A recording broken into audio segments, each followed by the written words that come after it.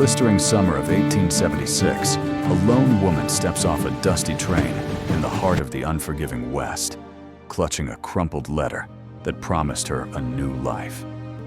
Evelyn Moore came seeking safety, a home, and perhaps a quiet future. But no one came to meet her. Abandoned at a desolate station, hunted by desperate eyes and darker intentions, she chooses to walk into the wilderness rather than surrender her dignity. What she finds bleeding beneath a lightning-scorched cottonwood will change everything. A dying man with secrets buried deeper than the red earth, a name he dares not speak, and a truth that could shatter two worlds. This is a story of mercy given to a stranger, of bridges built across blood-soaked divides, and an ending so powerful it has left millions in tears. Pull up a chair, pour some coffee, and stay until the final word. I promise you won't regret it. Let me know in the comments where you're watching from. And if you love stories like this, hit subscribe and share with a friend. You won't want to miss how this one ends. The summer of 1876 scorched the Texas Panhandle as a branding iron held too long, turning the sky brass and the earth to cracked pottery. Evelyn Moore stepped down from the train at Cinder Flats onto planks bleached gray by sun and wind, the only sound the hiss of steam dying behind her and the distant clang of a hammer on coal. She carried one small trunk and a letter folded so many times the creases had worn through the paper. The man who signed it, Tah-mah-toh, had written in plain, careful English about a quiet place south of here, land enough to farm, water enough to last the winter, and a life without luxury, but without want. No pretty promises, just facts. She had trusted facts. 3 days later, the facts looked different. The station agent had long since stopped glancing her way, and the loafers around the coal shed watched her now with the lazy hunger of men who had nothing to lose. Her canteen hung empty against her hip, the last swallow gone at noon yesterday. When the agent finally demanded payment for water she hadn't asked for, his eyes lingered on her throat and the line of her dress where sweat had darkened the cotton. A drunk staggered over at dusk, offering help in exchange for company after dark. His breath stank of cheap whiskey and bad teeth. Evelyn met his gaze until he looked away first, but she knew the arithmetic of the frontier. One woman alone, no horse, no money, no kin. By morning, she would owe more than coin. She left before first light, walking south along the cattle trail where wagon ruts cut deep into the red dirt. Dust rose in small puffs with every step, coating her boots and the hem of her skirt. The sun climbed fast, hammering the back of her neck, and the land stretched empty in every direction. No house, no creek, no traveler. Only heat and the low buzz of flies. She kept the letter in her pocket, touching it now and then like a talisman she no longer believed in, yet could not bring herself to throw away. By mid-morning, the wind shifted, carrying something sharper than sage and dust. Blood. The smell hit her low in the gut, familiar from the war years when she was a girl and wounded soldiers lay on church pews back home. She slowed, scanning the shimmer ahead. A lone cottonwood rose from the flats, its trunk split years ago by lightning, half the branches dead and clawing at the sky. Beneath its thin shade lay a man. He was on his side, knees drawn up, one arm stretched out as if reaching for something already gone. Dark hair matted with blood, and dust clung to his skull. His buckskin shirt was torn open at the shoulder, where a bullet had punched through, the edges blackened and crusted. Lower down, a knife hilt jutted from his ribs, driven shallow but left there. His horse stood 20 yards off, head down, sides heaving, foam dried white on its neck. The animal's eyes rolled toward her, too spent to bolt. Evelyn's first instinct was to keep walking. A wounded man on this trail meant trouble riding close behind, men with rifles and old scores. She had no weapon but a small skinning knife, no strength to drag dead weight far, and no reason to risk her own skin for a stranger who might already be gone. She took one step past the tree, then another, the dust crunching under her boot. His fingers twitched, scraping furrows in the dirt, nails broken and bloody. A low sound escaped him, not a groan, more like wind forced through a cracked reed. Evelyn stopped. She looked back at the empty trail behind her, then at the man again. Something in the set of his shoulders, even broken as he was, spoke of a fight not yet finished. She had seen men die quiet and men die loud. This one still clung to the earth like he had a claim on it. She set her trunk down, the latch clicking loudly in the stillness. The horse flicked an ear, but did not move. Evelyn knelt, slid her hands under the man's arms, and pulled him toward the shallow cut in the bank, where rocks offered some cover from sight. He was heavy, solid muscle gone slack, and the knife shifted with the drag, drawing fresh blood that soaked warm into her sleeve. She did not look at his face yet, only at the work in front of her. Shade, water, bandages. Whatever came after could wait.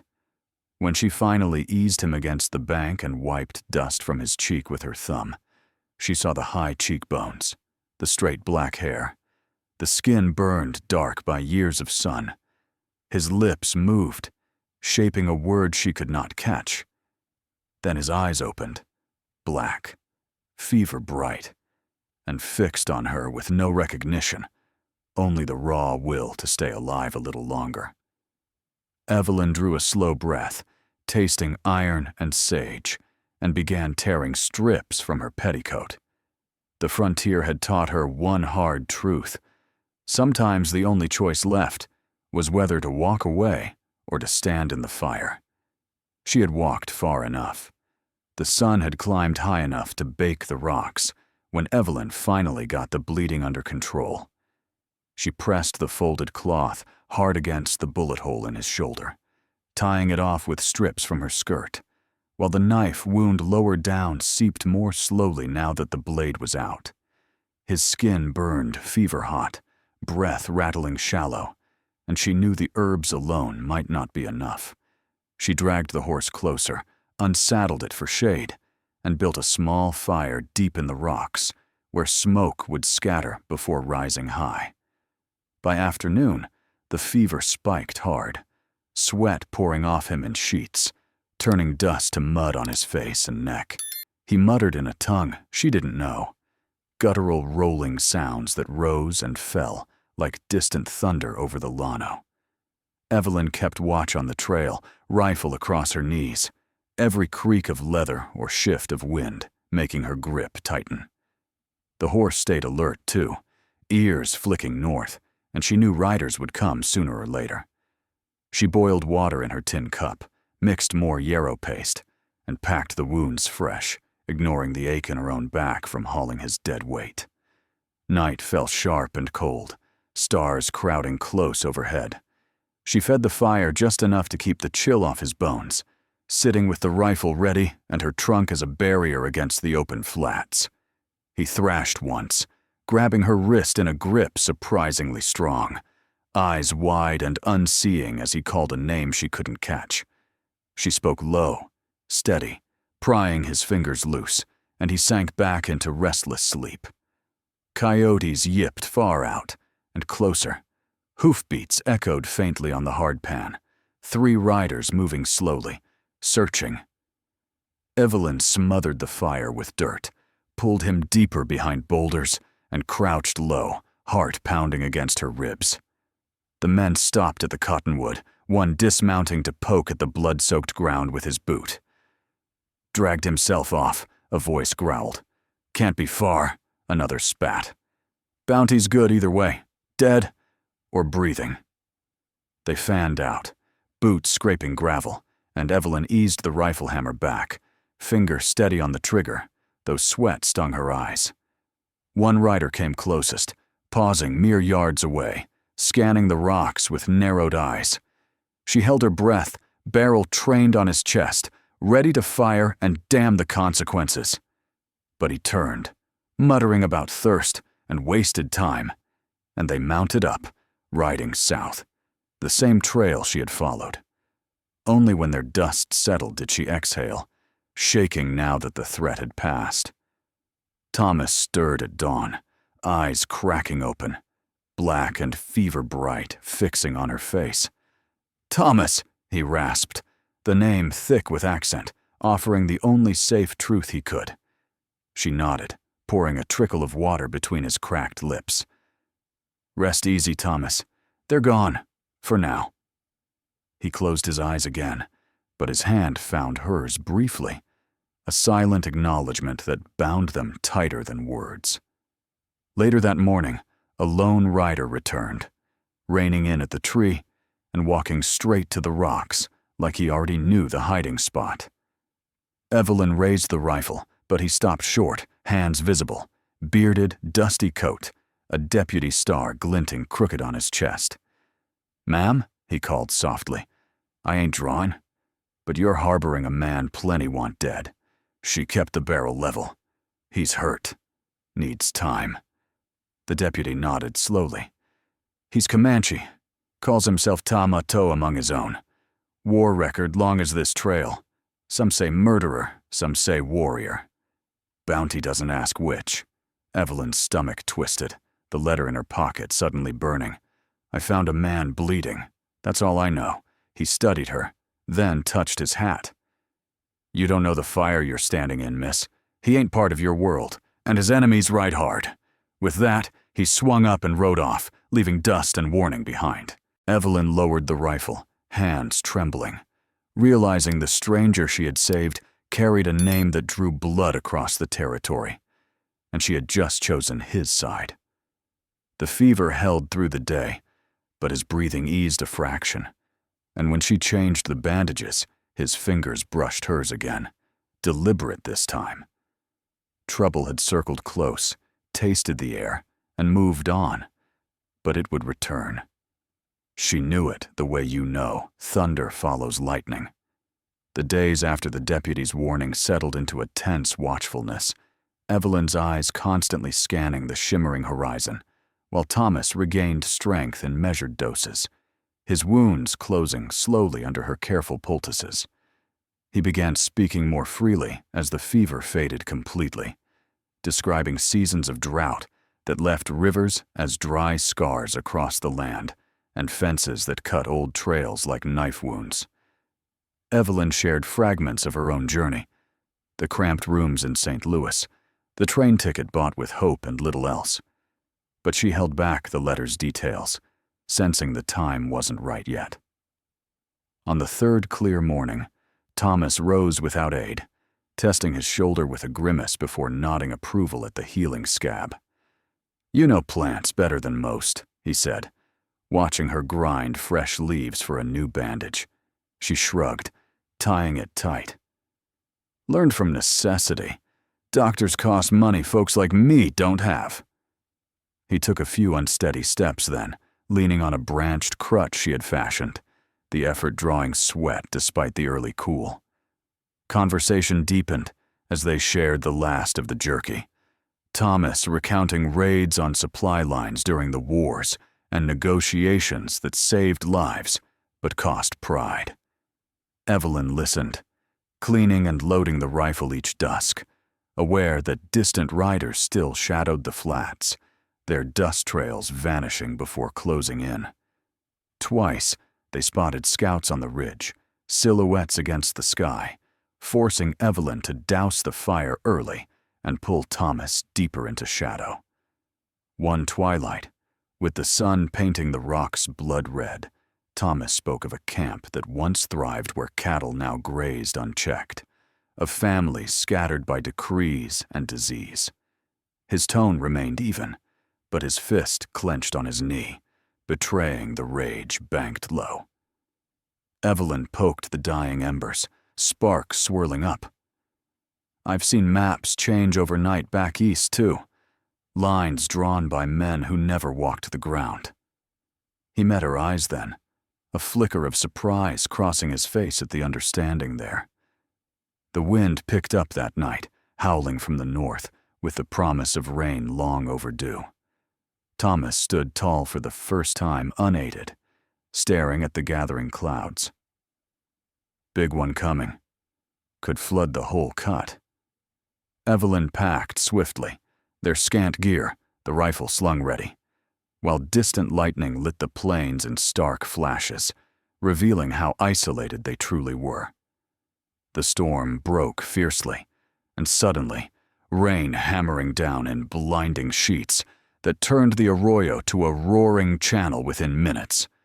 Wind ripped at their shelter, thunder booming close enough to shake loose stones, and the horse reared in terror, snapping its tether before Evelyn could secure it. They pressed against the boulder as water rose fast, sweeping away packs and provisions in muddy torrents that churned with debris. Dawn came gray and dripping, the flood receding to leave devastation. Their food ruined, blankets sodden. The horse vanished into the vastness. But as the mud settled, something else emerged. Ancient stakes protruding from the scoured bank, carved with symbols, worn but clear. Markers of boundaries long erased by plows and papers. Thomas knelt beside one, tracing the grooves with fingers that trembled slightly, while Evelyn salvaged what she could from the wreckage. The storm had uncovered ghosts, forcing truths to the surface that neither could ignore any longer. He rose, face set hard. South to my holdings. Face what's waiting. Evelyn shouldered the rifle, the exposed stakes a silent accusation between them. Lead on, then. If a story of buried pasts rising up like these old markers grabs hold of you the way it does me, consider subscribing. You won't want to miss the reckoning ahead. These frontier truths hit hardest when shared with those who feel the weight. Thomas set a steady pace despite the limp, the open land ahead holding both refuge and confrontation in its endless grasp. They pressed on south, the vast grasslands swallowing the last sight of the boundary stakes, while Thomas walked with renewed determination, and Evelyn scanned every rise for the dust of pursuing riders. The sun beat mercilessly, turning the air thick and wavering, and they spoke little, conserving breath for the miles that stretched endlessly under a sky too large for comfort. On the second day, a freight wagon rumbled into view, its team lean and dusty, and the driver, wary at first of Thomas's dark skin and scarred shoulder, agreed to carry them farther for the few coins Evelyn scraped from her trunk. The boards jolted hard over prairie dog holes, raising clouds that settled in their clothes and throats, while Thomas gazed out at branded cattle, roaming where open range once ruled free. Mid-afternoon on the third day brought confrontation swift as a hawk's stoop. Armed riders fanned across the trail ahead, cutting off escape, their horses lathered from hard riding. The driver hauled reins sharp, muttering prayers as the lead man, a scarred veteran with eyes cold as flint, dismounted and approached slowly, hand resting easy on his holster. "Tah-mah-toh," the scarred one said, voice carrying across the heat. "Word was you bled out in that canyon." Thomas stepped down steadily despite the lingering limp. "Reports exaggerate." The other men held position, rifles across saddles, tension coiling tighter with every breath. Evelyn felt the world tilt when the name registered fully. The man she had nursed through fever was the author of her letter, master of the greatest spread in the territory. She faced him, voice cutting low. "You sent for me, then left me waiting." He met her gaze unflinching. "I rode to fetch you. Saw Comanche dead by the trail, starved while lawyers fought over water. Turned back to write it and paid in lead." The scarred rider smirked. "Write it by giving away what we fought to hold." Grumbles rose among the hands, loyalties fraying visibly as old rope, some nodding agreement, while others shifted uneasily. Thomas stood firm. Holding by force ends in graves, better to return what was taken. Dissension flared quickly, one young hand cursing outright, another spitting tobacco juice in disgust. The scarred leader mounted slowly. "We ain't bending for ghosts or guilt." He wheeled his horse, half the group following north, with threats muttered loud enough to carry. Change would come over their dead bodies. The wagon lurched forward again, the driver eager to distance himself, leaving Evelyn walking beside it, with rifle ready and questions burning hotter than the sun. She had risked everything for a stranger, only to learn he held power enough to redraw maps, and enemies enough to bury them both. That night, they camped cold under a thin moon, no fire to draw attention.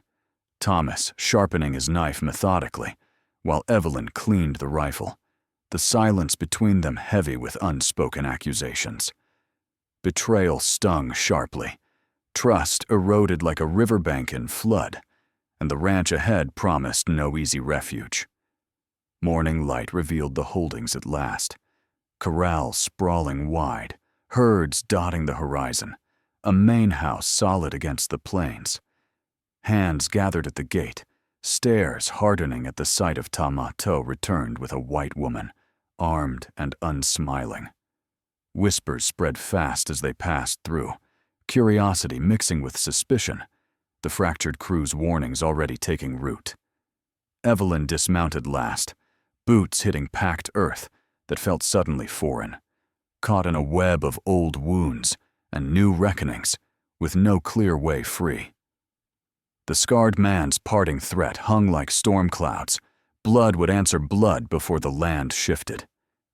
Evelyn gripped the rifle tighter, stepping into the heart of it all, where every choice now carried the weight of lives long buried. Tah-mah-toh issued orders the moment they crossed the threshold of the main house, gathering the remaining hands in the yard as lanterns cast long shadows across packed dirt, declaring the old creek would run its natural course again, and lands wrongly taken returned without further fight. Some men nodded grim acceptance, seeing the sense in avoiding endless war, while others muttered dark threats, the scarred leader rallying a faction that slipped away into the night with rifles loaded and grudges fresh. Evelyn watched from the porch steps, rifle across her arm, feeling the ranch fracture like sun-baked clay under the strain of change long overdue. Dawn brought crews to the dams, picks and shovels, biting earth as barriers gave way, water surging free in muddy torrents that carved channels deep and true. She worked alongside them, hands blistered but steady, guiding the flow while distant smoke signals rose from returned camps, drawing families back to soil they had mourned as lost. The scarred faction struck hard on the fifth night, riders thundering in under cover of darkness with torches blazing and guns barking wildly. Tah-mah-toh stood firm in the open yard, voice cutting through the chaos, calling for an end to the bloodshed. But Lead answered first, dropping a loyal hand in the dust. Evelyn returned fire measured from cover, her shots scattering horses and breaking the charge, defenders rallying to drive the attackers back into the black with wounds of their own. Morning light exposed the toll, 2 dead in the yard, a corral fence shattered, smoke curling from a haystack set alight in retreat. Tah-mah-toh walked the ground slowly, checking the fallen without a word, the weight of necessary violence etching deeper lines into his face. The creek ran unchecked nearby, washing silt and blood downstream alike, a silent witness to the price of restitution. Peace settled uneasily in the aftermath, returned parcels tilled by Comanche hands, while shared grazing held under watchful eyes, and new boundaries marked fair.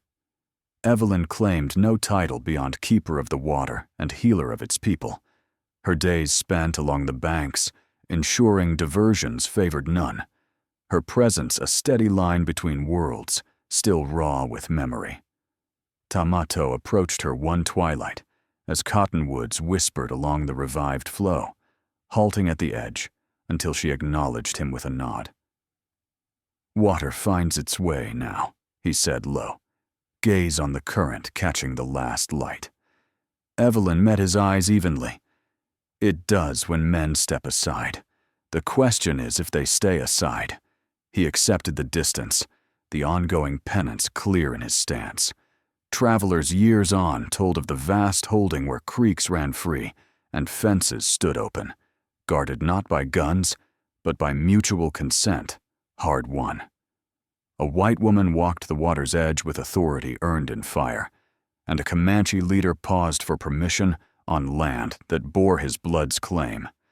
The frontier demanded its due in full, but here the debt was paid, in choices that bound rather than broke.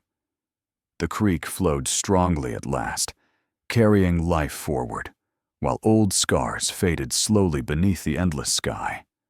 And there, beside the newly freed creek, two worlds learned to stand in the same dust without drawing iron, neither fully healed, neither fully forgiven, but choosing every day to stay and tend what had been broken. Evelyn kept the water flowing true. Tah-mah-toh kept his distance until invited closer, and the land slowly remembered its old song. What about you? Would you have walked away at the cottonwood tree, or stayed to pull a stranger from the dirt, knowing the cost? Would you have forgiven the lie that saved a life yet shook your trust? Drop your thoughts in the comments. I read every one. Your stories from the frontier, or from your own hard choices, mean the world. Thanks for riding this trail with me to the end.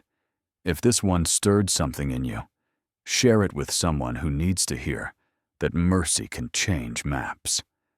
Until the next story pulls us back to the fire, keep your powder dry, friends. See you soon.